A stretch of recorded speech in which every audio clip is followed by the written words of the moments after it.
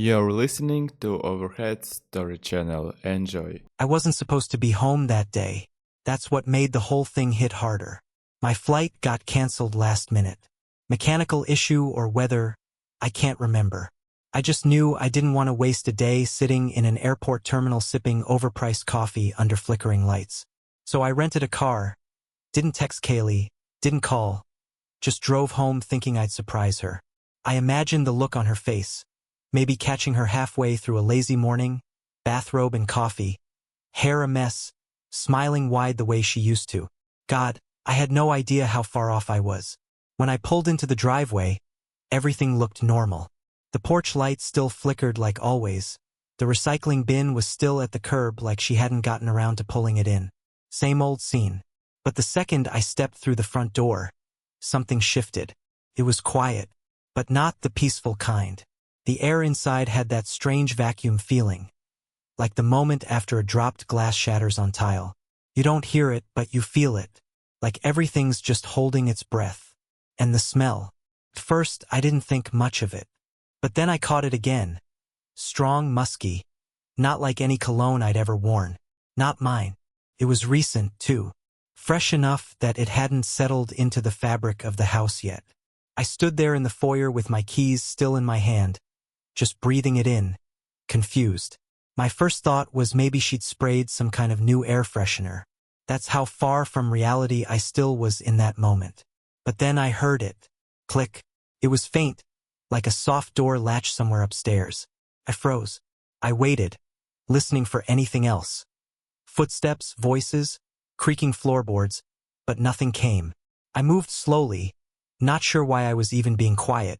My heart was already picking up speed, my body reacting before my mind had caught up.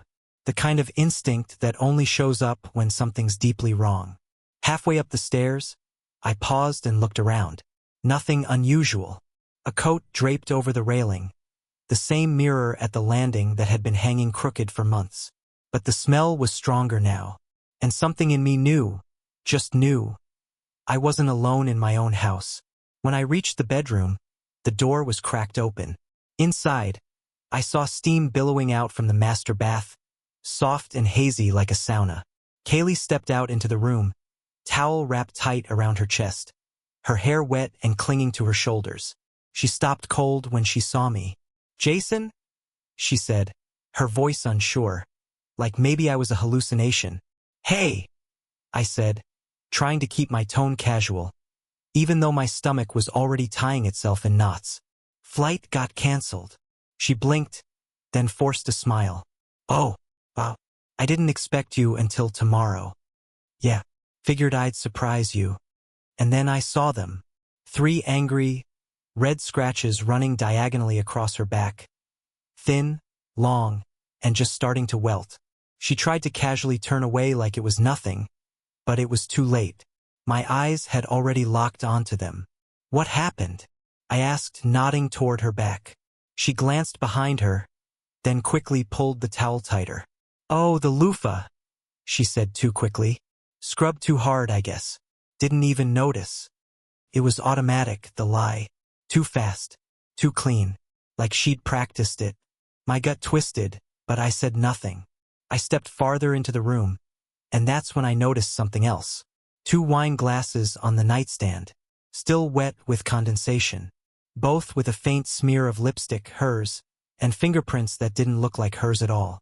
One glass was placed neatly, the other, off-kilter, like it had been set down in a hurry. "You been drinking this morning?" I asked, still trying to sound casual. She laughed nervously. "Ashley came by. We were just catching up. You remember her?" I did. Ashley drank beer. And then I looked down at the floor. That's when everything started to unravel. There were footprints, bare, damp, and large.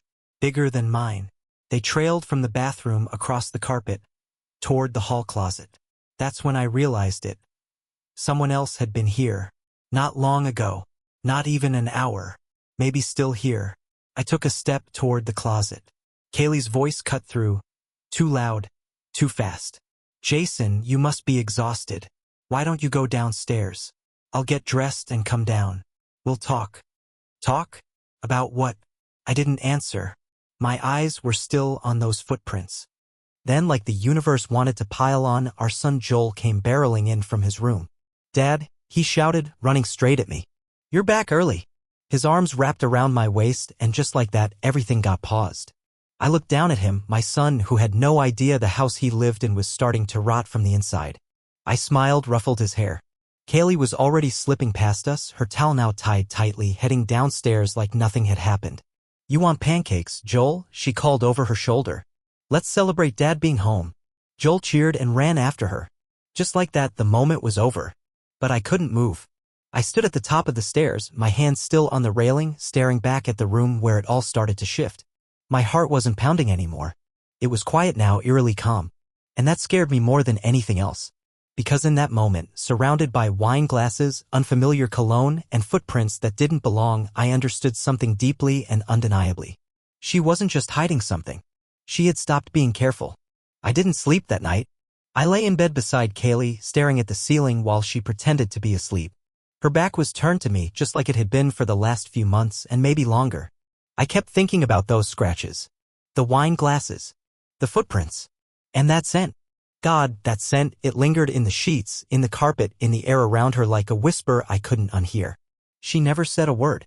Not even after Joel had gone to bed, after the dishes were done, after she sat beside me on the couch scrolling through her phone like it was just another Thursday night.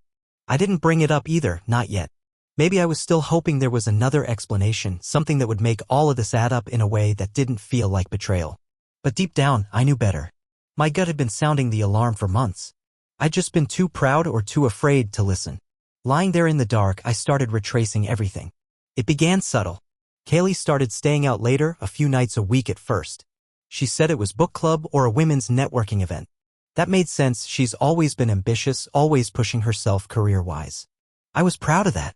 But then she started dressing different for those events. Heels. Jewelry I'd never seen before. Lipstick I didn't recognize.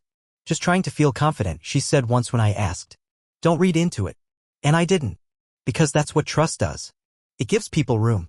It assumes good intentions. And maybe that was my mistake, confusing trust with denial. Then came the phone. She used to leave it around the house all the time, half the time the screen would light up and she wouldn't even glance at it. But lately, it never left her side. Locked screen. New passcode. Always face down. Once I walked in while she was laughing at something, texting rapidly. The moment she saw me, she flipped it over and said, "Just Ashley again." Ashley again? A woman I hadn't seen in months. And then the home office. That's when I really started to feel it in my bones. She started locking it. Said she had private client files to protect, financial data she couldn't risk being exposed, even to me. I respected her work, and at the time I believed her. But part of me now wonders if it was really files she was protecting or someone else's voice on the other end of the screen. There were other signs too. Missed school events. Joel's band performance? She said she was sick, but I saw the Uber receipt later in the trash downtown, 8:47 p.m. Same night. She never mentioned it. Just smiled at the video I showed her afterward like nothing happened. And Joel noticed. That part hurts the most. A couple weeks ago, he asked me how come Mom never comes to my stuff anymore. I didn't know what to say. I told him she was busy, but even as the words came out of my mouth, I knew it wasn't enough. He didn't say anything back. Just nodded. Quiet. Like he was already used to being disappointed. Looking back now, I can see how she had been pulling away piece by piece, like dismantling a puzzle while I wasn't looking. It was never loud.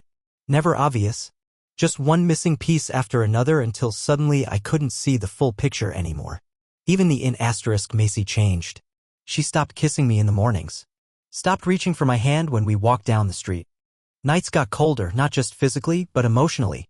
Sometimes she'd roll away the second I touched her, mumble something about being tired or having a headache. I believed her.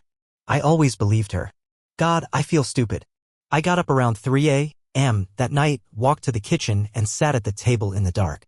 My coffee maker glowed faintly on the counter, the silence in the house pressing in from all sides. It felt like I was the only real person in a world full of cardboard cutouts, everything familiar, but nothing true. I thought about confronting her right then. Walking back upstairs, flipping on the light, and asking the questions out loud. But I didn't. Because I was afraid of the answer. Because once it was said, once it was named, it would be real. And real meant consequences. So instead, I just sat there. Let it sink in. let myself feel it. I didn't cry. I thought I would. But I didn't. I just stared out the window and tried to remember the last time I felt like she looked at me, really looked at me. Not through me. Not with that polite, distant smile she gives strangers. But with the same warmth she used to show back when we were just broke and in love and figuring it out together. The worst part wasn't the suspicion. It was the realization that I'd already been grieving something I didn't know I'd lost. That weekend, Kaylee said she was going out of town for a girls' trip. She told me she needed space to reset, to recharge. Said she'd be back Sunday. I nodded. Didn't ask questions. But the minute her car pulled out of the driveway, I opened her old laptop, the one she used before upgrading last year. She still kept it in the office closet, probably forgot about it. I figured it wouldn't have much on it, but maybe. That's when I saw the folders. One labeled Consulting Trip NOV stood out.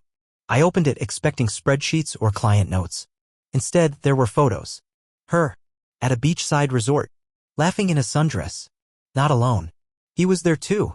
I recognized him. I'd met him once, a guy named Brandon. She said he was a kitchen contractor she'd hired for one of her office builds. Clean-cut. Confident. Too confident. I didn't like him from the moment I shook his hand, and now I knew why. In one photo, she's leaning against him on a balcony, both of them holding mugs, our mugs. The blue ceramic ones we'd gotten on our trip to Maine. One of them even had a chip on the handle I tried to fix with glue. She brought that mug to him. It hit me then, not just the cheating, but how casual it all seemed for her. Like this second life she'd been living was just as real as the one with me and Joel. Maybe even more so. I sat there in front of that screen for a long time. No rage. No outburst. Just silence. The kind that wraps around your chest and tells you there's no coming back from this. She wasn't just distracted. She was gone. I didn't leave town for that business trip just to work. I left to see what would happen when I wasn't there to watch. It wasn't paranoia anymore. It was strategy. 2 days before I left, while Kaylee was at a late team dinner, I went into the garage and installed 2 motion-activated cameras, one near the back door, the other tucked behind a shelf facing the side entry. Discreet. Nothing high-tech, just enough to feed the footage to my phone in real time. I felt like a man sneaking into his own life with a flashlight, trying to see where the rot had started. When I told Kaylee I had to head out of town for 3 days, she barely looked up from her phone. Just said, all right, safe travels, like I was a coworker checking out early from a meeting. I kissed Joel on the forehead that night, packed my things, and left early the next morning. But I didn't check into a hotel. I stayed at my brother Derek's place on the other side of town. I told him a little of what was going on, not everything, just enough. He didn't ask questions. Just handed me a beer and said, whatever you need. That night, I sat on his couch watching the live feed from the cameras. At first, nothing. The house was quiet. Kaylee came home around 6 p.m., made a salad, fed the dog, scrolled on her phone for a bit. Business as usual. I almost started to doubt myself. Then, at 8:14 p.m., a black SUV pulled up in front of the house. He stepped out. I knew that face instantly. Brandon. The kitchen contractor, the man in the photos, the guy she said was just a vendor. He wore a casual button-up and jeans like he'd done this before, like this was routine. He didn't knock. He used the side entrance. The camera caught the door opening before I could blink. The feed skipped for a moment, then showed him inside the garage, closing the door behind him. No hesitation. He was comfortable. At home. My hands were clenched so tight my knuckles turned white. I kept watching, though there wasn't much more to see. They stayed inside. Lights dimmed. A shadow moved behind the curtains in the living room, another in the kitchen. At 10:23 p.m., the garage door opened again. He left. That was it. Clean, quiet, like clockwork. But for me, it was like watching the final thread unravel. Still, I needed more. I couldn't confront her with he was in the house and expect the truth. She'd twist it. She always had an explanation, always managed to bend reality just enough to make me second-guess myself. Not this time. The next morning, while Kaylee was at work and Joel was at school, I returned to the house under the pretense of grabbing a forgotten charger. In truth, I was after her old laptop, the same one I had opened before. She'd left it in the bottom drawer of the home office filing cabinet. Probably didn't think twice about it. I booted it up, opened the hidden folder again, and started digging deeper. Emails. Dozens of them. Her and Brandon back and forth like 2 teenagers with something to hide. They used an alias account for most of it, some throwaway Gmail she'd clearly created just for him. But she'd forgotten to delete the drafts. And those were the real story. One email draft read, I hate sneaking around, but I can't stop. I feel alive with you in a way I haven't in years. Jason's not the same. He doesn't see me anymore. Another had photos attached. Them in a hotel room, matching bathrobes, a glass of wine in her hand, his arm around her waist. The caption read, "Next time we pick a place with a better view, winky face." One photo showed her wearing the necklace I gave her for our anniversary. I copied everything, emails, attachments, timestamps, onto a USB drive. My hands were shaking the whole time, but I was calm. Too calm, maybe? There's a point where anger becomes quiet. Focused. That's where I was. Before I left, I checked the recycle bin on the laptop. There was more. Scanned receipts. Transfers between her bank account and what appeared to be a business PayPal linked to Brandon's name. At first, I didn't understand. Then I saw the invoice descriptions: consulting fee, blueprint access, preliminary sketches. All of it matched timelines for projects I'd been working on for months. I opened one of the PDF attachments. It was one of my project drafts. My design. Down to the last line. She was sending him my work. I stood there in the office for a long time, staring at the screen, trying to understand. The affair was one thing. But this? This was sabotage. This was betrayal with a $sign attached to it. Brandon didn't just want Kaylee. He wanted what I had built. My career. My clients. And she, my wife, was feeding it to him like it was hers to give. This wasn't about love. This was about leverage. About ambition. About using me like a stepping stone while smiling in my face and calling it a partnership. When I left the house, I didn't feel like a husband anymore. I felt like a mark.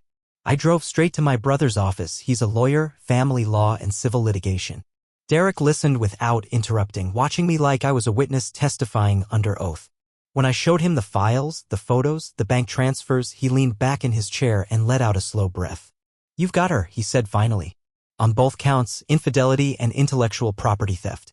She's toast." He helped me draft a list: assets, accounts, shared property. We pulled credit reports, compiled login records, even dug into her work calendar to see how far the overlap between her business trips and Brandon's travel history went. Turns out they'd been out of town together 3 times in the last 5 months. She told me she was going to marketing conferences. But she was going to bed with my ideas and waking up in his arms. I didn't want to believe it. But I had no choice. That night, I called a private investigator. Not because I needed more proof, I already had enough to burn everything down, but because I wanted to make sure I didn't miss anything. If Kaylee had been this calculated, there might be more. Texts, voice memos, paper trails. While I waited for the follow-up, I picked up Joel from soccer practice. He hopped into the car like nothing had changed. "Can we get ice cream?" he asked, smiling at me with that crooked grin he got from his mom. I nodded. "Yeah, buddy. Let's go." We sat at the small shop on 8th and Maple. I watched him eat, his legs swinging under the bench, his eyes lighting up over sprinkles and waffle cones. I didn't say a word about any of it. He didn't know his world was shifting, and I didn't want him to, not yet. He looked up at me mid-bite and asked, "Are you and Mom okay?" I hesitated. "Why do you ask?" He shrugged. "She seems sad lately, and you don't smile as much." I looked away. I couldn't lie to him, but I couldn't tell him the truth either, not now. "We're figuring some stuff out," I said finally. "But I promise, no matter what happens, you're gonna be okay." He nodded slowly and went back to his cone. Like maybe that was enough for now. Later that night, when I was alone, I opened my laptop and stared at the photo of Kaylee and Brandon on that balcony. Her in my mug, him in my shirt. My hand hovered over the delete key. Then I saved it again. Renamed the folder Proof Final, because this wasn't about heartbreak anymore. It was evidence, and it was time to use it. Once you know the truth, the next step isn't grief. It's calculation. The second I confirmed Kaylee was betraying me, not just emotionally but professionally, I stopped asking why. I stopped wondering if I wasn't enough, if I had missed something, or if this was somehow my fault. I pushed those thoughts off the edge and started thinking like the man she underestimated. Not her husband, her opponent. I wasn't planning revenge. I was planning protection. Joel was the first priority. I told Kaylee that my sister Natalie had invited him to spend a week at her place upstate. Early school break. I called it. Kaylee seemed surprised but didn't question it much. Maybe she was too distracted. Maybe she saw it as a break for herself too. Either way, Joel packed up and I drove him to Natalie's that Friday. The moment I pulled away from her driveway, the rest of the plan went into motion. The investigator I hired, Mitch, came through quicker than I expected. A week's worth of surveillance, a list of locations, time-stamped photos. Brandon entering and exiting our house on 2 separate occasions. Kaylee meeting him at a co-working loft on Pierce Street, both arriving separately and leaving together. One night, she even dropped him off outside his apartment and leaned over the center console before he got out. Mitch had the photos. So did I. I made 2 USB copies, one to send to Derek, my brother/lawyer, and another to stash in a safe I'd quietly installed in the garage utility cabinet behind my toolbox. I wasn't taking chances. While Kaylee was out that Saturday running errands, I unlocked the home office with the spare key she didn't know I still had. The lock was cheap. Paranoia makes people think more about barriers than what's behind them. Inside, it was pristine, almost too clean. Desk cleared, files stacked, no coffee cups, no clutter, but something felt staged. I sat at the desk and turned on her office computer. Password protected. Of course. I guessed the first one, Joel's birthday. No luck. Second guess, her mother's middle name. Denied. Third try, the street we lived on when we were newlyweds. Bingo. The screen flickered on. What I found wasn't obvious. No big blinking folders labeled, "Steal from husband." But she wasn't careful. She thought I was oblivious, passive, maybe even gullible. That's the danger with deceivers. They assume the silence they create is ignorance. Her email client was open. 2 flagged messages caught my eye, both sent to Brandon's contracting firm. Though that was a joke. The email address was just his name followed by consults@gmail. One email included a list of my active project contacts, developer names, project scopes, even client budgets. Some of it pulled straight from proposals I hadn't submitted yet. It was a **T of my intellectual property, sent without hesitation. I clicked a folder labeled Q1 Collab. Inside, PDFs with my renderings watermarked with his logo. She'd stripped my name off, like I'd never existed. I printed hard copies. 10 pages of stolen work. Enough to make it legal. Enough to make it criminal. On my way out, I checked the trash bin on the side of her desk. That's where I found a crumpled sheet of paper. A napkin from the hotel they stayed at during her girls' trip. Written in her handwriting was a note. "Let's circle back to the bid timeline before Jason submits." It made me sick. She wasn't just leaking information. She was timing it. Undermining me from inside our own home. From our bed. When I got back to the garage, I tucked the napkin in a plastic sleeve and added it to the evidence folder. Then I called Derek. He was quiet for a few seconds after I explained everything. "This isn't just divorce anymore," he said. "This is fraud. Possibly corporate espionage, depending on how far it goes. You're going to want to get ahead of this." "Already on it," I replied. "I'm freezing joint accounts tomorrow. You need to do more than that. Start moving assets. Create a trust for Joel. I'll handle the paperwork, but you'll have to act fast. If she gets wind of this." "She won't," I said. "Not yet." The next morning, I took a personal day from work and went to the bank. I'd already opened a private account under my name only and moved over what I legally could, paychecks, savings I'd contributed to Solo, anything without her name attached. Then I opened a trust in Joel's name. It wasn't huge, but it was protected.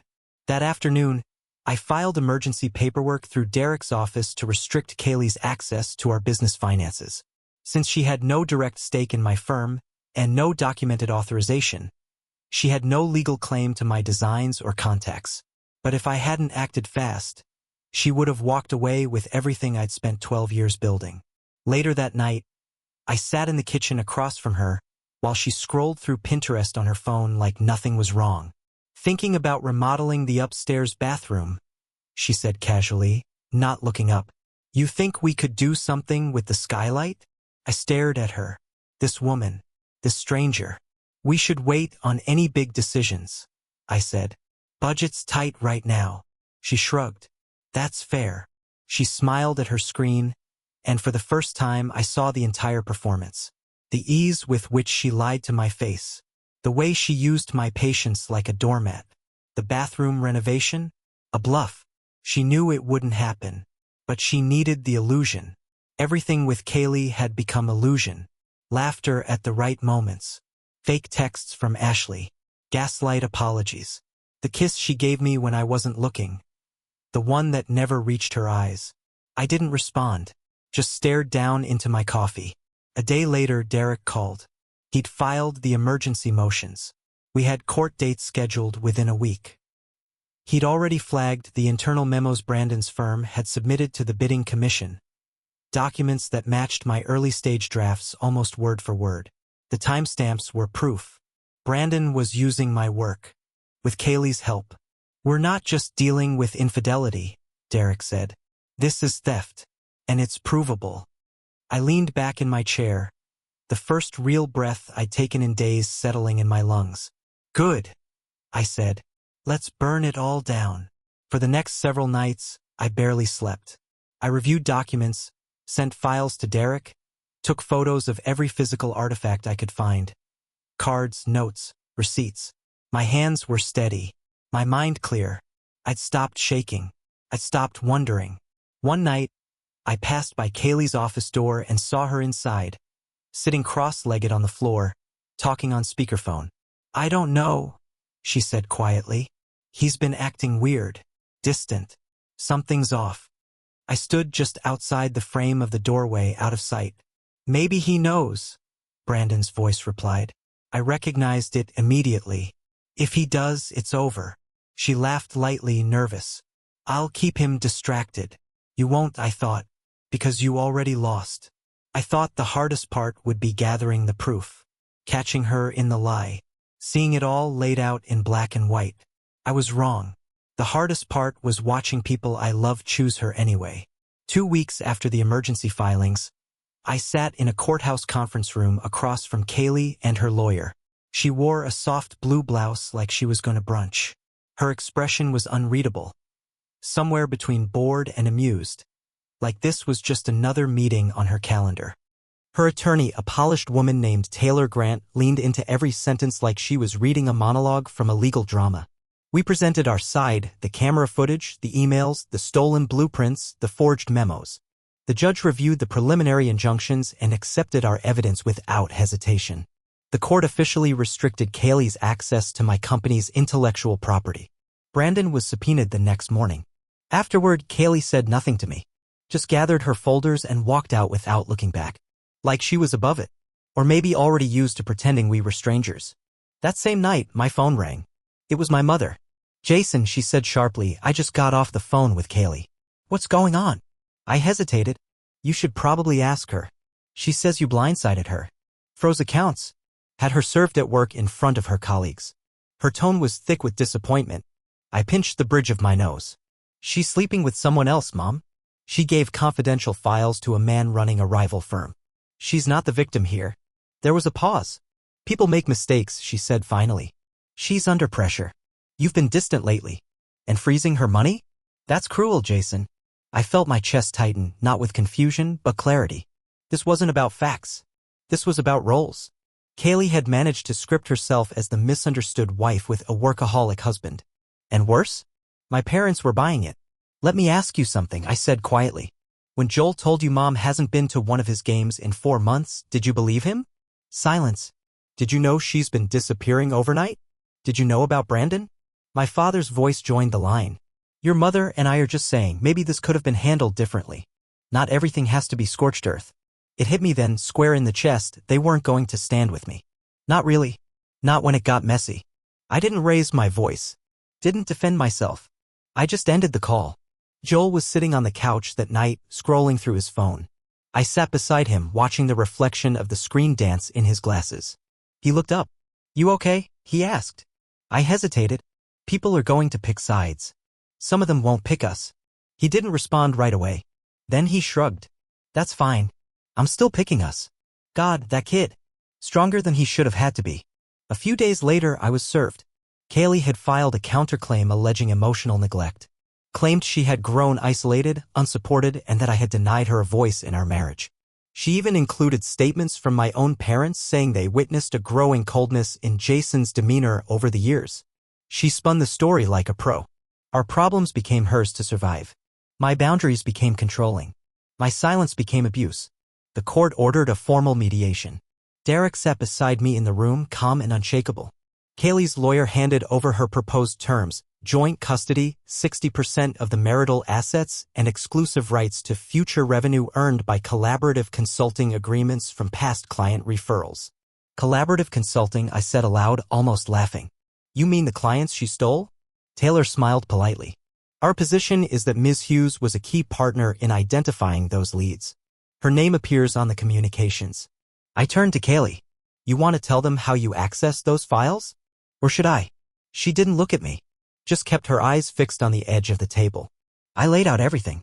The password bypass, the project names, the transfer dates, and the hotel napkin with her handwriting linking her directly to Brandon's bidding schedule. The mediator, a retired judge, raised an eyebrow. That's unusually detailed, she said, flipping through the exhibits. My firm's entire next quarter was compromised, I said. I'm not losing my company because someone decided infidelity wasn't enough. Kaylee finally spoke. I made a mistake, she said, her voice soft like she wanted to sound human. But Jason made it impossible to talk.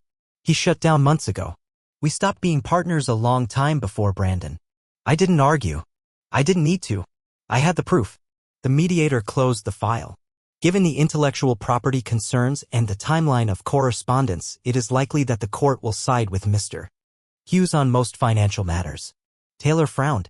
The meeting ended. Kaylee walked out without speaking to me. That weekend, my mother showed up at the house. No warning. No call. Just appeared on the porch holding a bag of lemon scones like it was Sunday brunch and nothing had changed. I just want to talk, she said. I stepped outside and closed the door behind me.